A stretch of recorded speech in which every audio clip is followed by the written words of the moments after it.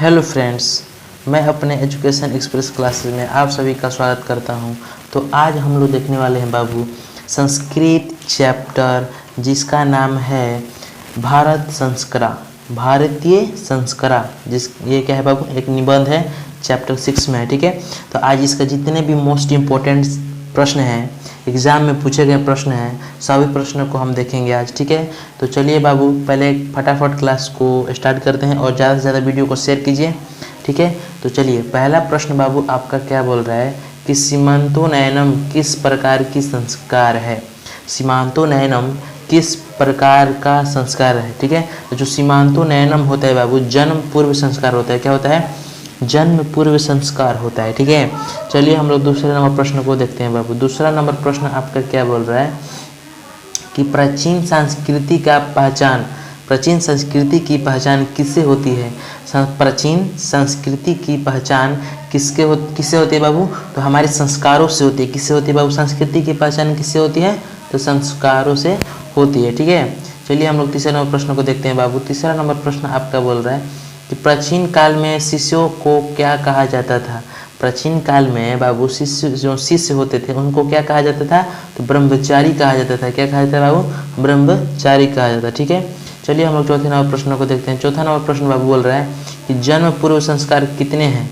जन्म पूर्व संस्कार बाबू कितने? जब भी जन्म पूर्व संस्कार आपसे पूछेगा तो आपको बताना है त्रय। कितने बाबू? त्रय हैं। ठीक है, त्रय से 7। ठीक है, चलिए हम लोग 5 नंबर प्रश्न को देखते हैं। 5 नंबर प्रश्न कितने बाबू बोल रहा है? जन्म पूर्व संस्कार कितने हैं? तो त्रय हैं। ठीक है, चलिए 5वां नंबर प्रश्न बाबू आपका बोल रहा है कि सप्तपदी क्रिया किस संस्कार में संपन्न की जाती है। सप्तपदी यानी कि जब 7 फेरा कब लगता है, ये बताइए। ये जो 7 फेरा होता है शादी विवाह में होता है। किस में होता है बाबू? शादी विवाह में होता है। ठीक है, तो देखिए ये 7 फेरा किस शादी विवाह होता है, मतलब सप्तपदी क्रिया किस संस्कार संपन्न बाबू? तो देखिए इस विवाह में होता है। ये सब किस में होता है बाबू? सप्तपदी विवाह में होता है। ठीक है, चलिए अब 6 नंबर प्रश्न को देखते हैं। 6 नंबर प्रश्न बोल रहा है कि कन्यादान किस संस्कार में होता है। तो आपको पता होगा कि कन्यादान किस में होता है। सिंपल है, तो कन्यादान आपका विवाह संस्कार होता है। ठीक है, किसमें बाबू? विवाह संस्कार में होता है। ठीक है, चलिए अब 7वां नंबर प्रश्न को देखते हैं। 7वां नंबर प्रश्न क्या बोल रहे हैं बाबू कि अंतिम शिक्षा संस्कार का नाम क्या है। जो अंतिम शिक्षा संस्कार का क्या नाम है? तो बाबू जो समापवर्तनम है, इसका ही नाम है। अंतिम शिक्षा संस्कार का क्या नाम है बाबू? समापवर्तनम। क्या नाम है? समापवर्तनम। ठीक है, चलिए 8 नंबर प्रश्न को देखते हैं बाबू। 8 नंबर प्रश्न क्या बोल रहा है कि प्राचीन काल में शिष्य को क्या कहा जाता था। जो तुरंत आपको पता है कि बाबू प्राचीन समय में शिष्यों को क्या कहा जाता था बाबू? तो ब्रह्मचारी कहा जाता था। क्या कहा जाता था? ब्रह्मचारी कहा जाता था। ठीक है, चलिए 9 नंबर प्रश्न को देखते हैं। 9 नंबर प्रश्न बाबू क्या है कि विवाह संस्कार के अंतर्गत क्या नहीं होता है। विवाह संस्कार के अंतर्गत क्या नहीं होता है? ठीक है, तो देखिए गौदान, वागदान, कन्यादान, सिंदूरदान, गौदान। तो बतानी है आपको कि विवाह संस्कार के अंतर्गत क्या नहीं होता है। तो बाबू विवाह संस्कार के अंतर्गत गौदान नहीं होता, गायदान नहीं होता है। ठीक है, उसमें चलिए 10 नंबर प्रश्न को देखते हैं। 10वां नंबर प्रश्न बाबू क्या बोल रहा है कि शैशव संस्कार कितने हैं। देखिए कितना बार पहले ये पूछा है, 2018, 19, 21, 23। ठीक है, पूछ रहा है प्रश्न कि शैशव संस्कार कितने हैं। तो बाबू शैशव संस्कार 6 है। कितने हैं? याद रखना, शैशव संस्कार कितने हैं बाबू? 6 है। ठीक है, चलिए 11 नंबर प्रश्न को देखते हैं। 11 नंबर प्रश्न बोल रहे हैं बाबू कि संस्कार प्राय कितने प्रकार के होते हैं। जो संस्कार होते हैं बाबू कितने प्रकार के होते हैं? तो 5 प्रकार के होते हैं। ठीक है, चलिए 12 नंबर प्रश्न को देखते हैं। 12 नंबर प्रश्न आपका बोल रहा है कि जीवन के सभी मुख्य अवसरों पर किनका आशीर्वाद अपेक्षित था। जीवन के सभी मुख्य अवसरों पर किनका आशीर्वाद अपेक्षित था। तो 12 का सही राइट आंसर होगा बाबू वरिष्ठों का। किसका बाबू? वरिष्ठों का। ठीक है, वरिष्ठों का क्या था बाबू? मुख्य अवसरों कितना आशीर्वाद अपेक्षित था। ठीक है, चलिए अब हम लोग 13 नंबर प्रश्न को देखते हैं बाबू। 13 नंबर प्रश्न क्या बोल रहा है कि भारतीय जीवन में किस काल से संस्कारों का महत्व चला आ रहा है। ठीक है, प्राचीन जीवन में किस काल से संस्कारों का महत्व चला आ रहा है। तो इस प्रश्न का सही राइट आंसर बाबू कि प्राचीन काल से क्या हो रहा है? चला आ रहा है। ठीक है, चलिए हम लोग 14 नंबर प्रश्न को देखते हैं। 14 नंबर प्रश्न आपका क्या बोल रहा है कि चरित्र का निर्माण किससे होती है। तो बाबू चरित्र का निर्माण किससे होता है, तो बाबू आपको पता होगा चरित्र का निर्माण संस्कारों से होते हैं। ठीक है, चलिए 15 नंबर प्रश्न को देखते हैं। बाबू 15 नंबर प्रश्न क्या बोल रहा है कि अंत्येष्टि संस्कार कब होती है। अंत्येष्टि संस्कार कब होती है। ठीक है, तो अंत्येष्टि संस्कार कब बाबू, मरने के बाद अंत्येष्टि संस्कार होती है। ठीक है, आपको याद रखना हो, अंत्येष्टि संस्कार होती है कब, मरने के बाद। ठीक है, चलिए हम लोग 16 नंबर प्रश्न को देखते हैं। 16 नंबर प्रश्न बाबू बोल रहा है कि गौदान किस प्रकार का संस्कार का मुख्य कर्म है। जो गौदान किस संस्कार का मुख्य कर्म है, तो बाबू जो गौदान होता है वह किसान संस्कार में होता है। किसमें बाबू, किसान संस्कार में होता है। ठीक है, चलिए हम लोग 17 नंबर प्रश्न को देखते हैं। 17 नंबर प्रश्न बाबू क्या बोल रहा है कि 17 नंबर प्रश्न आपका है कि साहित्य ग्रंथों में किसान संस्कार का नामांतर क्या है।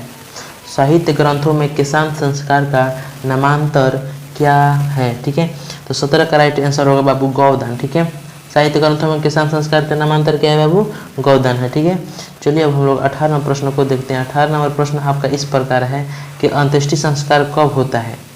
मृत्यु से पहले, युवावस्था में, मरणोपरांत या शिशुअवस्था में। तो बाबू जो अंत्येष्टि संस्कार आपका होता है वो किसमें होता है बाबू, मरणोपरांत यानी कि मरने के बाद होता है। ठीक है, चलिए 19 नंबर प्रश्न को देखते हैं। 19 नंबर प्रश्न क्या बोल रहा है बाबू कि पाणी ग्रहण किस संस्कार में होता है।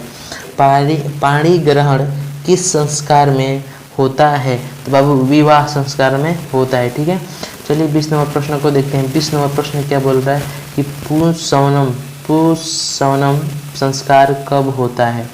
पुंसवनम संस्कार कब होता है, तो बाबू इसका सही राइट आंसर हुआ जन्म से के पहले होता है।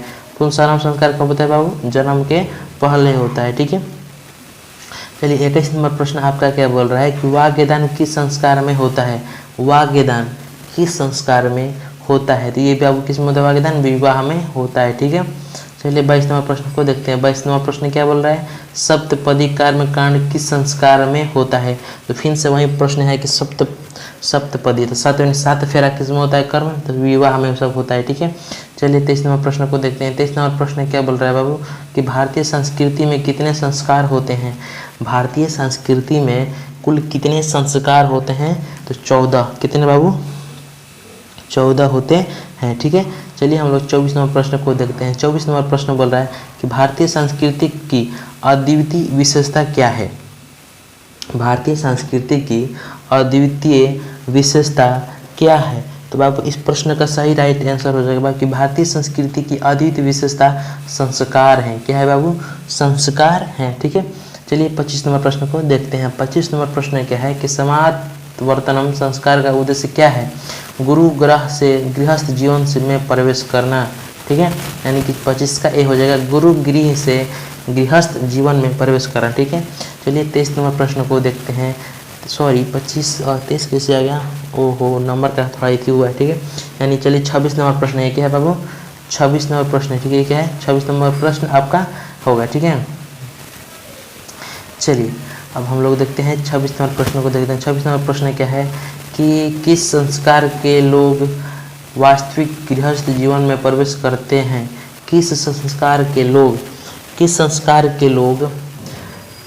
वास्तविक गृहस्थ जीवन में प्रवेश करते हैं, तो उपनयनम। क्या बाबू, उपनयनम संस्कार के लोग वास्तविक गृहस्थ में प्रवेश करते हैं। ठीक है, चलिए 27 नंबर प्रश्न को देखते हैं। 27 नंबर प्रश्न आपका क्या बोल रहा है, गर्भधान संस्कार का प्रयोजन क्या है। गर्भधान संस्कार का प्रयोजन क्या है। ठीक है, तो गर्भ रक्षा। क्या बाबू, गर्भ रक्षा का प्रयोजन है। ठीक है, चलिए 28 नंबर प्रश्न को देखते हैं। 28 नंबर प्रश्न क्या बोल रहा है कि भारतीय जीवन का दर्शन का महत्वपूर्ण उपदान क्या है। भारतीय जीवन दर्शन का महत्वपूर्ण उपदान क्या है। ठीक है, तो देखिए जो संस्कार है क्या है, भारतीय जीवन दर्शन का महत्वपूर्ण उपदान है। ठीक है, चलिए 29 नंबर प्रश्न को देखते हैं बाबू। 29 नंबर प्रश्न बोल रहा है कि किसान संस्कार कहाँ होता है। जो हमारे किसान संस्कार हैं ये कहाँ होता है, तो बाबू गुरु गृह में, मतलब गुरु के घर होता है। कहाँ होता है, गुरु के घर होता है। ठीक है, चलिए 30 नंबर प्रश्न को देखते हैं। 30 नंबर प्रश्न क्या है, शैक्षणिक संस्कार कितने हैं। शैक्षणिक संस्कार कितने हैं? तो बाबू शैक्षणिक संस्कार 5 है। कितने हैं? 5 है। ठीक है, चलिए 21 नंबर प्रश्न को देखते हैं। 21 नंबर प्रश्न क्या बोल रहे हैं? पुंसवनम संस्कार का उद्देश्य क्या है? पुंसवनम संस्कार का उद्देश्य क्या है? तो गर्भ धारणा। क्या बाबू? गर्भ धारणा है। ठीक है, चलिए 32 नंबर प्रश्न को देखते हैं। 32 नंबर प्रश्न आपका बोल रहा है कि किस संस्कार को गौदान भी कहा जाता है? किस संस्कार को गौदान भी कहा जाता है? तो जो किसान संस्कार होता है, जो गुरु के घर जाता है बच्चा, तो उसे किसान संस्कार होता है। ठीक है, चलिए 33 नंबर प्रश्न को देखते हैं। 33 नंबर प्रश्न क्या बोल रहा है कि लाजो होम कर्मकांड किस संस्कार में होता है? लाजा होम कर्मकांड किस संस्कार में होता है? तो जो विवाह है उसमें लाजा होम कर्मकांड संस्कार होता है। ठीक है, चलिए 34 नंबर प्रश्न को देखते हैं। 34 नंबर प्रश्न बोल रहा है कि भारतीय जीवन दर्शन से महत्वपूर्ण मुपदानम ... इति रिक्त स्थानों का उचित पद में भरें। तो यहाँ पर आपका होगा भारतीय जीवन, क्या बाबू? भारतीय जीवन दर्शन महत्वपूर्ण पुदानम ... यानी कि यहाँ पर गर्भ रक्षा के लिए होगा। क्या होगा बाबू? गर्भ रक्षा के लिए। ठीक है, महत्वपूर्ण मुपदान क्या है? गर्भ रक्षा के लिए थी। ठीक है, चलिए 35 नंबर प्रश्न को देखते हैं। 35 नंबर प्रश्न बोल रहा है कि जन्म पूर्व संस्कार क्यों किया जाता है? जन्म पूर्व संस्कार कब किया जाता है? तो बाबू इन गर्भ रक्षा के लिए, गृहस्थ के संस्कार रोपण हेतु, गर्भवती प्रसन्नता के लिए। बाबू इन सब के लिए किया जाता है। किसके लिए बाबू? इनमें से सभी हो जाएंगे। ठीक है, चलिए हम 36 नंबर प्रश्न को देखते हैं। 36 नंबर प्रश्न आपका क्या बोल रहा है कि प्राचीन काले, क्या प्रश्न है बाबू? कि प्राचीन काले शिष्य ... इति कथ्यते सम रिक्त स्थानों को उचित विकल्प में भरे। देखिए यहाँ पर क्या भराएगा कि प्राचीन काले शिष्य ब्रह्मचारी इति कथ्यते सम। ठीक है, यानी कि 36 के सी हो जाएगा बाबू। ठीक है, चलिए हम लोग 37 नंबर प्रश्न को देखते हैं। 37 नंबर प्रश्न बोल रहा है कि निम्न में से गृहस्थ जीवन का संस्कार कौन सा है? निम्न में से गृहस्थ जीवन का संस्कार कौन सा है? ठीक है, तो जो बाबू विवाह संस्कार है, ये क्या है बाबू? गृहस्थ संस्कार में होता है। ठीक है, चलिए 38 नंबर प्रश्न को देखते हैं। 38 नंबर प्रश्न बोल रहा है कि पहले शिष्य वेदारंभ कहाँ करते थे? पहले शिष्य वेदारंभ कब करते थे? तो बाबू वह गुरु गृह में, यानी कि गुरु के घर करते थे। कहाँ करते थे? गुरु के घर। ठीक है, चलिए 39 नंबर प्रश्न को देखते हैं बाबू। 39 नंबर प्रश्न बोल रहा है कि भारतीय जीवन दर्शन का महत्वपूर्ण उपदान क्या है?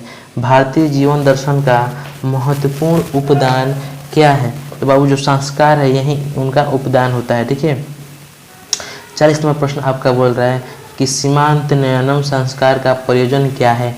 सीमांती नयन संस्कार का प्रयोजन क्या है?